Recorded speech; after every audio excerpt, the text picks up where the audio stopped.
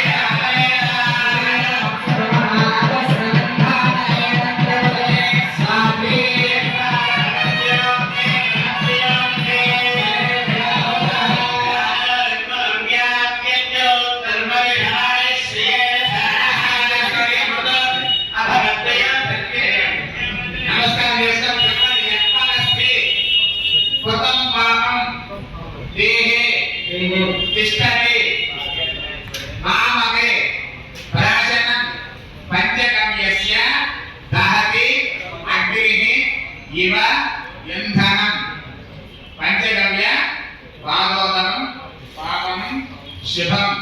ఓం నమో నారాయణాయ. ఓం నమో నారాయణాయ. ఓం నమో నారాయణాయ. ఓం నమో నారాయణాయ.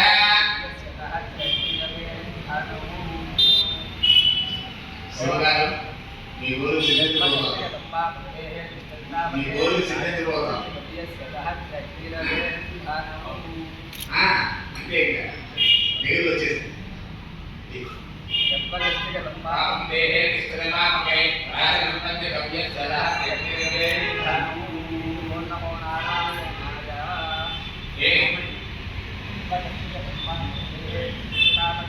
తర్వాత మీరంతా కూడా వ్యవసాయం చూసిన వాడే కాబట్టి కలిగారు. కానీ తాడు ఎలా తయారవుతుంది? తాడు కావాలి. తాడు ఎలా తయారవుతుంది? తాడు కావాలి. వస్తానంటే తాడు కావాలి. అది ఎట్లా తయారవుతుంది? ప్రశాంత్ గారు అదే నాది ఎట్లా తయారవుతుంది? ఎట్లా చెయ్యాలి? దాని ముందు ఏం చేయాలి చెప్పండి. అది మగడు ఎలా ఇప్పుడు ఈ మధ్యకాలంలో వ్యవసాయం తగ్గిపోయి తెలియకున్నాం.